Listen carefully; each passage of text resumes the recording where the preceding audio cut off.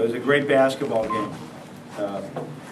They were, I can't tell you how much I respect how well Ohio plays defense. I mean, they just really guard your craft is like none other I've ever seen. And now they also have shot blockers in there as well.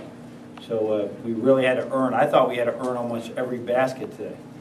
And unfortunately, our defense was not as good throughout most of the game. You know, we gave them a lot of easy baskets. So when you're giving up that usually doesn't bode well.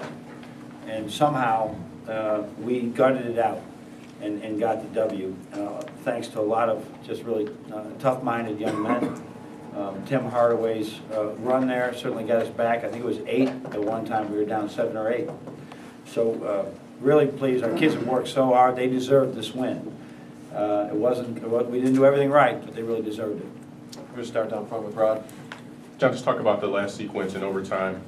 Trey gets a steal, Kraft gets a steal. I mean, it's kind of a very defensive battle. It's incredible. I just, I mean, they went at those two point guards are very, very good, and they give it all every time.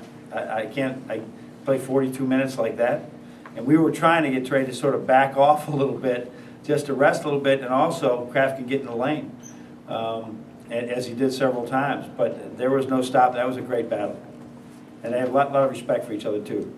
On your right, Nick. Talk about Tim in general. I mean, he carries you back. He makes the last block. Was that his, I don't know, big a leadership type game as he ever had here? We've been seeing this evolve really since the summertime, and he's done a lot of work on his own and worked with different members of our staff to know he could lead us both, in his actions and how he presents himself to his teammates. But we didn't have many answers at that time, and those 55 in a row, I don't recall that happening too many times. But it certainly happened tonight, and he was terrific at it. We couldn't dial up plays fast enough. On your left, Chris. Two things. What were the defensive lapses on your end? And also, Mitch, can you talk about his progression, and is it getting hard to keep him off the floor?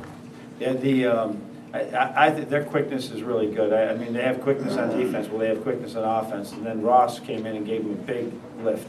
I mean, a huge lift. But they got to the rim, and then we just mixed up some coverages. We were trying to get, go out and double and hedge hard on Kraft so he couldn't get to where he wanted, but we missed several coverages. And then obviously the offense, it seemed when we got an offensive rebound, they blocked it. When they got it, it was just laying it right back in.